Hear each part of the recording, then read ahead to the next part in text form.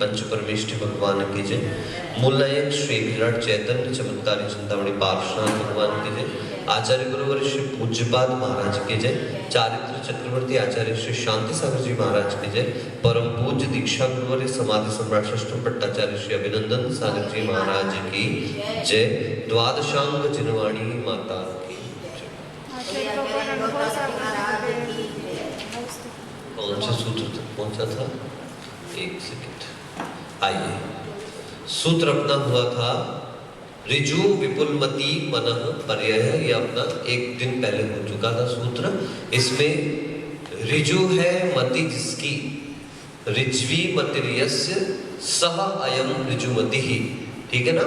जिसकी मति सरल पदार्थों का विषय करने वाली है, दूसरे के मन में चलने वाले सरल पदार्थों का चिंतन करने वाली है, उस मति को क्या कहा गया है? ऋजुमति, ठीक है ना। और विपुलमति का मतलब क्या हुआ? जो दूसरे के मन में चलने वाले कुटिल पदार्थों का भी, कुटिल का मतलब ये मत समझना कि किसी गलत बात का, कुटिल का मतलब होता है कुछ टेढ़ी मेढ़ी भी बातें हो तो उसको भी विपुलमति जान लेता है। इस प्रकार से हमने कल नहीं परसों इस प्रकार का प्रश्न यहाँ पर देखा था, जिसमें टीका के प्रथम चरण में, प्रथम पैराग्राफ में सिर्फ ऋजुमति और विपुलमति इनके व्युत्पत्ति अर्थ, जिसमें द्वंद्व समास, कर्मधारय समास और बहुव्रीहि समास के माध्यम से हमारे सामने ऋजुमति और विपुलमति दोनों मनःपरय ज्ञान के भेदों का अर्थ बताया गया था। उसके बाद ये देखा था हमने वीर्यांतराय कर्म के क्षयोपशम से, मति ज्ञानावरण मनःपरय ज्ञानावरण कर्म के क्षयोपशम से और अंगोपांग नाम कर्म के आलंबन से आत्मा में जो दूसरे के मन के विषय को जानने की हमारे अंदर योग्यता जागृत होती है, उसे मनःपरय ज्ञान कहा जाता है, ठीक है। और पुनः प्रश्न उठाया गया था कि अगर यह मन से ही मन का विषय है तो इसको मति ज्ञान कहने में बाधा क्या है? उन्होंने कहा था सुनिए, यहाँ पर मन आलंबन मात्र है। आलंबन का मतलब ऐसा नहीं कि जैसे मति ज्ञान में मति ज्ञान में तो मन से ही उत्पन्न हुआ था, यहाँ मात्र दूसरे के मन, अपने मन का इसमें कोई संबंध नहीं है। दूसरे के मन में स्थित पदार्थों को जानने के कारण इसको मनःपरय कहा है। जैसा पहले ही मति श्रुतावती मनःपरय केवलानि ज्ञानम नाम के सूत्र में बताया गया था कि चंद्रमा आकाश में, वो आकाश में चंद्रमा देखो, तो हमारा उद्देश्य आकाश दिखाना नहीं है, हमारा उद्देश्य तो चंद्रमा दिखाना है। यहाँ पर भी दूसरे का मन हमारा या हमारा मन हमारा विषय नहीं है, मन में चलने वाला जो पदार्थ है, जो चिंतन है, वो हमारा विषय है। इसलिए इसको मति ज्ञान से कंपेयर नहीं। हाँ, इतना अवश्य मान के चलिए कि जैसे अन्य ज्ञानों में मति ज्ञान जो है वो चक्षु अचक्षु दर्शन पूर्वक होता है, श्रुत ज्ञान मति ज्ञान पूर्वक होता है, अवधि ज्ञान अवधि दर्शन पूर्वक होता है, केवल ज्ञान केवल दर्शन के साथ होता है, पूर्वक नहीं। हाँ, युगपत होता है। तो मनःपरय ज्ञान के लिए किसी दर्शन का नाम नहीं दिया, क्योंकि बहुत आयत में लोग क्या कर लेते हैं कि इसके लिए अचक्षु दर्शन ऐसा लगा देते हैं। नहीं, मनःपरय ज्ञान भी मति ज्ञान पूर्वक ही हुआ करता है।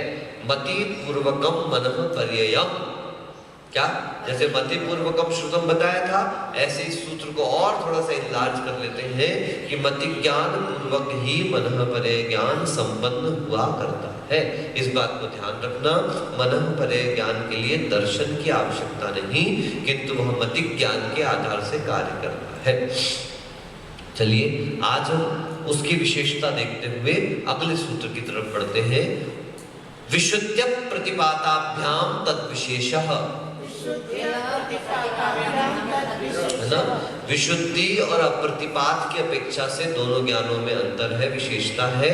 ऋजुमति जो मनःपरय ज्ञान है उसकी विशुद्धि से विपुलमति मनःपरय ज्ञान की विशुद्धि ज्यादा हुआ करती स्वाभाविक रूप से। और ऋजुमति मनःपरय ज्ञान जो है वह प्राप्त होने के बाद छूट भी सकता है, लेकिन विपुलमति मनःपरय ज्ञान प्राप्त होने के बाद फिर छूटता नहीं, वह केवल ज्ञान तक लेकर गया। इससे हमने आपको कल ही परसों ये भी स्पष्ट कर दिया था। इसका अर्थ स्पष्ट है कि ऋजुमति ज्ञान तद्भव मोक्षगामी को भी हो सकता है, अतद्भव मोक्षगामी को भी हो सकता है, अन्य भवों में जाने वाले को भी हो सकता है, लेकिन विपुलमति ज्ञान उन्हीं को होगा जो चरम शरीरी है, क्योंकि विपुलमति ज्ञान नष्ट होने वाला नहीं है और मनः परे ज्ञान छठवें सातवें गुण स्थान में ही होता है, तो इसलिए वह गुण स्थान केवल ज्ञान तक के उनको लेकर के चला नहीं, मनः छठवें सातवें नहीं 12वें गुण स्थान तक रहता ना, लेकिन संयम अवस्था में ही हुआ करता है, तो यहाँ से देवों में लेकर के जा नहीं सकता। इस कारण से क्या बता रहा था, क्या बता दिया, तो देवों में लेकर के जा नहीं सकता मनः परे ज्ञान, इस कारण से वो तो प्रतिपात होगा, अगर ऋजुमति होगा तो छूटेगा तभी देवों में जाएगा, और विपुलमति को छोड़ना है नहीं, तो इस कारण से तद्भव मोक्षगामी जीवों को ही यह विपुलमति, इसमें तीर्थंकर आदि को तो विपुलमति मनः परे ज्ञान ही हुआ करता है। क्या कहा, क्योंकि तीर्थंकर भगवंत वर्धमान चारित्र के धारी होते हैं, उत्तम वस्तु प्राप्त होने के बाद फिर छूटती नहीं है उनके हाथ से, ठीक है ना। हाँ, इस बिल्कुल बिल्कुल। चलिए देखते हैं इसकी टीका। तदावरण क्षयोक्षमे सती आत्मनः प्रसादो विशुद्धि, है ना। जिस ज्ञान की चर्चा चल रही है उस ज्ञान के आवरण कर्म का क्षयोक्षम होने पर, ठीक है, आत्मा में जो परिणामों की निर्मलता होती है उसको कहते हैं विशुद्धि। जब हम लोग आचार्य श्री से निवेदन करते थे दीक्षा के लिए, तो आचार्य श्री एक ही बात कहते थे, विशुद्धि बढ़ाओ, विशुद्धि बढ़ाओ, विशुद्धि बढ़ाओ। विशुद्धि बढ़ाने का मतलब क्या, कहीं चढ़ करके बैठ जाए ऊपर, कहीं पहाड़ पे जाकर के नहीं, संक्लेश परिणामों की हानि। किसकी हानि, है ना। और अपन लोग तो ठीक है, सभी लोग, जैसे दीदी लोग भी, सभी लोग, अपन लोगों में एक चीज खास बात, अपन तो ठीक डायरेक्ट फोन का प्रयोग तो अपन लोग करते हैं ही भी नहीं, कि ऐसे दिन भर बात करते बैठे, इधर की संग की उधर की संग की, तो अपन जानते हैं ही नहीं ना, अपन को पता करना। जितना आप इनसे बच करके रहोगे उतने आपके परिणाम निर्मल रहेंगे, ये बात वास्तविकता है। उधर क्या हो गया वो जान लिया, उधर क्या हो गया वो जान लिया, फिर जब तक अपन किसी को बता नहीं देंगे तब तक क्या अपने को भी चैन नहीं पड़ती। एक आध व्यक्ति तो चाहिए जिसको अपन बता सके, और इससे क्या होता है, सिर्फ कषायों में अपना चित्त जाता है। अपन जहां पर दोषवादे च मौनम की अपनी परंपरा बननी चाहिए थी, परिणति बनना चाहिए थी, वहां सिर्फ दोषी नजर में आते हैं। कोई गुण नहीं बताता दूसरे के, कोई गुण नहीं बताता, दोष ही बताते। इसलिए जितना अपने में रहो, अपने ये सब अध्ययन कराने का, आपको जो 24 काव्य का मैंने संधि विच्छेद करने के लिए दिया, तो क्यों दिया, मेरे को मालूम है बहुत गलतियां होने वाली है, आप क्या सोच रहे थे कि आपका सब सही हो जाएगा, मुझे मालूम था गलती करोगे, लेकिन गलती करने के बावजूद भी मुझे इस बात की खुशी थी कि आप लोगों ने कम से कम क्या किया, प्रयास पुरुषार्थ तो किया। और अपन को जैसे अब भी अपन ने जीव कांड में क्या पढ़ा, आहार दंसरणेन या तत्सुज उपजोगेण ओम कोठाय, है ना, सादे रुदीर्णाय। जब वहां पर अपन ने पढ़ा था कि सामने वाले आहार का दर्शन करने से, उसके उपयोग से और आहार को देखने से, ठीक है ना, ओम कोठाय मतलब खाली पेट होने से, और आहार क्या था एक और, असाता वेदनी की उदीर्णा होने से। तो ये सब उदीर्णाएं किस कारण से हो रही, निमित्तों के पास जाने से अपन लोग चला करके निमित्तों को तैयार करते हैं। और इसका बहुत अच्छा उदाहरण अभी हम लोगों ने 2-3-5 दिनों में देख लिया, ठीक है ना, 5-6 दिनों में अपन देख लिया ना उदाहरण। जो आए थे वो हमारे पास काम करते करते भी 5 मिनट के लिए भी उनका फोन शांत नहीं रहता था। उधर से फोन आया, आज ऐसा हो गया, आधा घंटे तक के उनको पूरी स्टोरी सुना देंगे। उधर से फोन हो गया, आज ऐसा हो गया, आधा घंटे तक उनको पूरी स्टोरी सुना देंगे। अब जब उधर वाले ने स्टोरी सुनाई है तो कहीं अपने मुंह से भी कुछ ना कुछ तो उसमें रिएक्शन निकलेगा। और ये बात अच्छे से याद रख लेना कि सामने वाला आधा घंटे तक आपको सुनाता रहा, आपके 2 शब्द वो पकड़ लेगा और वो बता देगा, हाँ हमारी उनसे बात हुई तो वो भी ऐसा कह रही थी, अब फंस गया। अंग्रेजी में कहावत है, one who gossips to you will definitely gossip about you, कि जो आपके पास आकर किसी की निंदा आलोचना कर रहा है वो निर्णय है, निश्चित है कि वो कहीं और जाकर के आपकी निंदा आलोचना भी करेगा ही करेगा, क्योंकि निंदा आलोचना का रस सारे रसों में सबसे बेहतर रस है। इसलिए हे भगवान, 6 रसों के त्याग से बेहतर त्याग कौन से रस का है, निंदा रस का त्याग करना है। ठीक है ना धवलमती जी, ठीक है। नहीं, यही सबसे बड़ा रस का त्याग यही है। क्योंकि एक बात अच्छे से याद रखना, व्यक्ति चला जाता है, वो समय चला जाता है, लेकिन उस कारणों से बने हुए परिणाम जो बिगड़े थे, उससे बने हुए कर्म अपनी पूरी पर्याय को खराब करके चले जाते हैं। बात आई गई हो गई, सब कितना कुछ होता रहा, सब चला गया, वो भी चलेगा, वो बात भी चलेगी, अपन सब मिल जाएंगे, सब हो जाएगा, लेकिन जो कर्म बांधा था वो निकालेगा, कहीं ना कहीं निकाल करके लेकर के। जब वो निकलेगा ना, तो पता नहीं मैंने ऐसे कौन से कर्म किए, यही कर्म हमने किए हैं जिसके परिणाम आज हमारे सामने प्रस्तुत हो रहे हैं। इसलिए अगर विशुद्धि शब्द को समझना है तो अपने परिणामों को कषायों से, कोई किसी की बुराई सुनाने बैठता भी है, अगर आपकी कैपेसिटी इतनी है कि आप बिना मुंह से बोले सुन सकते हो, तो बैठ के सुनो, अथवा मना कर दो, अरे अपने क्या करना छोड़ो, अपने क्या करना छोड़ो, बिल्कुल अब ये अपनाना चालू करना चाहिए सबको। और यदि इतनी कैपेसिटी है कि आप कोई रिएक्शन नहीं दो, तो भी आदमी क्या करता है, इतने को भी पकड़ लेगा। आप ऐसा कर रहे थे, वो ऐसा कर रहे थे, मैं जब बता रहा था तो ऐसा, तो पकड़ा आपका ही चला जाएगा। हाँ, इसलिए अपने पुण्योदय को बढ़ाने का सबसे बेहतर तरीका है अपनी विशुद्धि को बढ़ाओ। खाली बैठना, अभी वो सोनलाल जी ना अपने, तो मुझसे एक बात ही कह के गए जितनी बार भी आए, महाराज जी खाली भी बैठे हुए हो, माला नहीं भी फेरते हैं, तो ओम ह्रीम नमः, ओम ह्रीम अरहम नमः, ये मुख से बोलने में आपको क्या बाधा? हाँ, सच बात है, मुंह बंद करके बैठने से अच्छा ओम ह्रीम अरहम नमः, ओम ह्रीम अरहम नमः का जाप तो अपन लोग, जाप पाठ या ध्यान तीनों खाली समय में तो कर सकते हैं अपन। खाली समय तो अपने पास वैसे भी होता ही नहीं, क्योंकि जिसके पास खाली समय वो साधु ही नहीं है। साधु खाली बैठ ही नहीं सकता। क्या कहा? साधु खाली नहीं बैठ, खाली सो साधु नहीं, और साधु सो खाली नहीं। यहाँ पे खाली का मतलब क्या? टाइम की वेस्टेज। आचार्य का एक हाइको है, दिन न कटे, बोलो, कर्म कटे, साधना का फल यही है। हम दिन काटने के लिए यहाँ पर नहीं आए हैं, किंतु कर्म काटने के लिए आए। उस कर्म कटने का नाम ही विशुद्धि है। प्रतिपतनम प्रतिपातः, गिरने का नाम प्रतिपात है। न प्रतिपातः अप्रतिपातः, नहीं गिरने का नाम अप्रतिपात है। उपशांत कषायस्य चारित्र मोहोद्रेकात् प्रच्युत संयम शिखरस्य प्रतिपातो भवति। जैसे उदाहरण बता रहे हैं, उपशांत कषाय में जो जीव गया है, यानी 11वें गुण स्थान में जो जीव पहुंचा है, उसका चारित्र मोहनी कर्म का पुनः उद्रेक आने पर वह वहां से गिर जाता है। ऐसा शब्द आप लोग बोलते ना, यहाँ पर गिरने की जगह च्युत शब्द का प्रयोग कर रहे हैं। और च्युत शब्द को आप गिरना ही कहे, ऐसा अपने को शोभा नहीं देता। प्रच्युत शब्द में प्र उपसर्ग लगा देने से हम उसको नकारात्मक न लेकर के, क्योंकि आचार्य गुरुदेव ने कहा था कि 2 कारणों से वह 11वें गुण स्थान को छोड़ता है। पहला कारण होता है गुणस्थान के काल का क्षय, और दूसरा तत्गुण स्थान में रहते हुए अगर उस जीव की आयु पूर्ण हो जाए तो ही 11वें गुण स्थान को च्युत करता है। उसके पीछे कोई ऐसा कारण नहीं, अरे उसके तो तीव्र मिथ्यात्व का उदय आ गया, उसके तो मोह कार्य किया।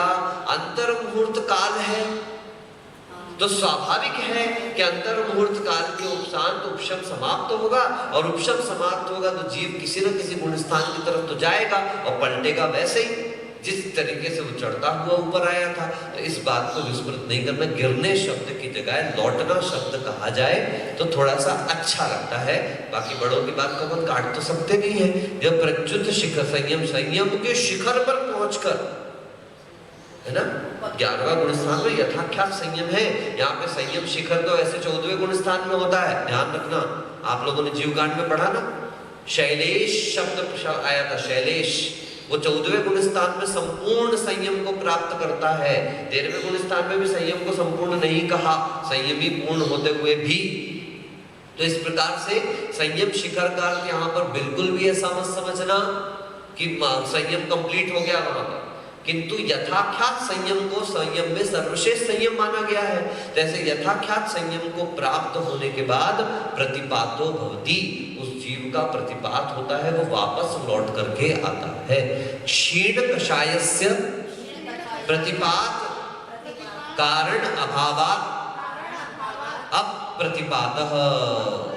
क्षीण कषाय वाले जीव के प्रतिपात के कारणों का अभाव होने से उसका प्रतिपात नहीं होता, इसलिए वह अप्रतिपाती कहलाया। विशुद्धिश्च अप्रतिपातश्च विशुद्ध प्रतिपातौ। फिर से समास की व्यवस्था आपके सामने रख रहे हैं। विशुद्धि और अप्रतिपात इन दोनों को मिलाने पर विशुद्धि अप्रतिपात यह संधि समास दोनों हो गया। ताभ्याम विशुद्धि अप्रतिपाताभ्याम तयोर विशेषस् तद्विशेषः, इन दोनों की अपेक्षा से विशेषता हुआ करती है। तत्र विशुद्ध्या तावत्, विशुद्ध्या भक्त्या तृतीय विभक्ति स्त्रीलिंग है ना, विशुद्धि भक्ति ये शब्दों का तृतीय विभक्ति क्या बन जाती है? विशुद्ध्या भक्त्या। गुरु भक्त्या वयं सार्वं, गुरु भक्ति से सहित होते हुए। ऐसे यहाँ क्या कह रहे हैं, उसमें भी विशुद्धि के बारे में आपको पहले के बता देते हैं। ऋजुमतैर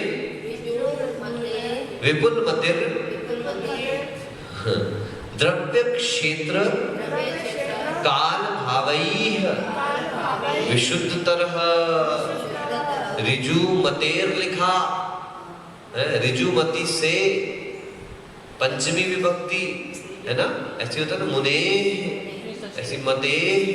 तो ऋजुमति से विपुल मति में द्रव्य क्षेत्र काल भाव की अपेक्षा ये चारों चीजें विशुद्धतर हुआ करती है। द्रव्य भी उस जीव का विशुद्धतर, क्षेत्र काल और भाव ये सभी विशुद्धतर हुआ करते। कथम इह यह कार्बण द्रव्य अनंत भागोन्त्यः सर्वावधिना ज्ञातस्तस्य पुनः अनंत भागी कृतस्य अंत्यो भागो अंत्यो भागः भागः विसर्ग लोप हुआ है। ऋजुमतेर विषयः। देखिए कार्बन द्रव्य का जो अनंतवा अंतिम भाग, कार्बन द्रव्य का अनंतवा अंतिम भाग जो सर्वावधि ज्ञान का विषय है, उसके भी अनंत भाग करने पर जो अंतिम भाग प्राप्त होता है वह विपुलमति का विषय है, ऋजुमति का विषय है। और ऋजुमति के विषय के और अनंत भाग करने पे जो अंतिम भाग प्राप्त होता है वह विपुलमति का विषय है। देखो भैया, सूक्ष्म सूक्ष्मतर सूक्ष्मतम, इस प्रकार से, ठीक है ना। फिर कह रहे हैं अनंतस्य अनंत भेदत्वात्।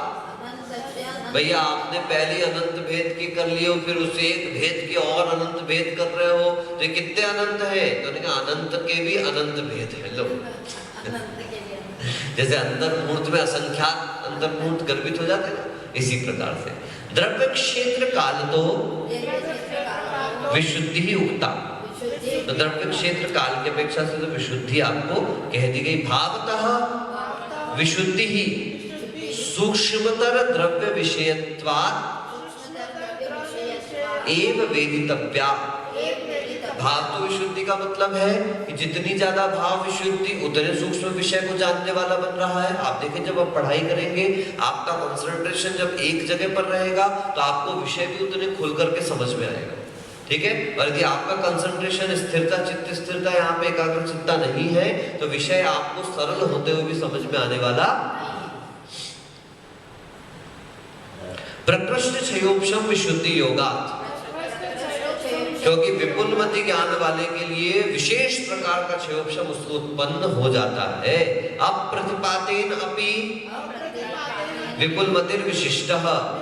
अप्रतिपात की अपेक्षा से भी विपुलमति की विशेषता है। स्वामिनाम प्रवर्तमान चारित्रोदयत्वात् क्योंकि जिसको विपुलमति ज्ञान होता है उसका विपुलमति ज्ञान का स्वामी वर्धमान चारित्र को, मैंने आपको पहले टीका के पहले बता दिया था कि वर्धमान चारित्र को धारण करने वाले जीव की विशुद्धि भी तीव्र होगी, विशेष होगी। और अप्रतिपात इसलिए क्योंकि वह वर्धमान चारित्र वाले ने एक बार जिस चारित्र के स्टैंडर्ड को छुआ है वह दोबारा उससे गिरकर, इसलिए इस अपेक्षा से तीर्थंकर भगवंतों को उपशम श्रेणी चढ़ाने की कोई व्यवस्था बोलो हाँ कि ना, ऐसा अपना मानना है। हो सकता है पहले से ऐसा ही हो, मैंने अभी तक ऐसा कभी इसे सुना नहीं, पर मुझे ऐसा मेरे मन में आई है बात, तो मैं इसलिए कह रहा हूँ कि तीर्थंकर भगवंत उपशम श्रेणी नहीं चढ़ना चाहिए। क्यों? क्योंकि उपशम श्रेणी वाले का प्रतिपात होता है वह 11वें गुण स्थान से नीचे उतर करके अवश्य आता है, इसलिए वह अपने जीवन काल में उपशम श्रेणी न चढ़ते हुए वह क्षपक श्रेणी ही चढ़ेंगे, जब चढ़ेंगे तब, ठीक। लेकिन हाँ, 6वां 7वां गुण स्थान तो उनका भी होगा, ठीक है। ऐसा नहीं कि आप प्रतिपाती है वर्धमान चारित्र तो 6वां 7वां गुण स्थान है, इसे 6वें गुण स्थान को गिरने में ना माने तो बहुत अच्छा है, गिरना नहीं है, वो व्यवस्था है। ऋजुमति ही पुनः प्रतिपाती, उसमें ऋजुमति जो हुआ करता है वो प्रतिपात यानी गिरने वाला, वापस लौटने वाला, समाप्त होने वाला हुआ करता है। स्वामी नाम कषाय उद्रेकात् हीयमान चारित्रोदयत्वात्, कहाँ लिखा हीयमान? धीयमान तेव्य हकारः पूर्व चतुर्थम नवा।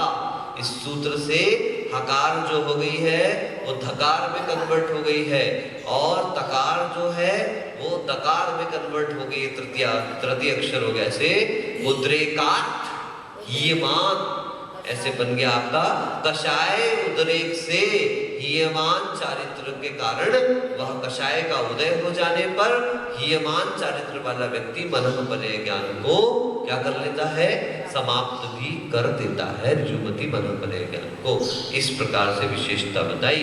यद्यस्य मनःपरयस्य प्रत्यात्ममयम् विशेषः अथ अनयोः अवधि मनःपरयोः कुतो विशेषः इति। अतः आह, ये तो मनःपरय ज्ञान का आपस में आपने विशेषता बता दी, किंतु अवधि और मनःपरय ज्ञान में आपस में क्या विशेषता होती है इसको बताने के लिए अगला सूत्र हमारे सामने प्रस्तुत करते हैं। सूत्र पाठ कर लेते हैं, कल देखेंगे। विशुद्धि क्षेत्र स्वामी विषयेभ्यो, स्वामी विषय जैसे वो साउथ वाले ना, ये स्वामी, तमिल वाले तमिल में स्वामी, स्वामी नहीं बोलना, स्वामी। स्वामी शब्द द्वितीय विभक्ति में स्वामी बने, ठीक है ना। अभी क्या बनेगा? स्वामी, स्वामी, स्वामियः, स्वामी, स्वामी, स्वामयः, इस प्रकार से। विशुद्धि क्षेत्र स्वामी विषयेभ्यो वधि मनःपरयोः,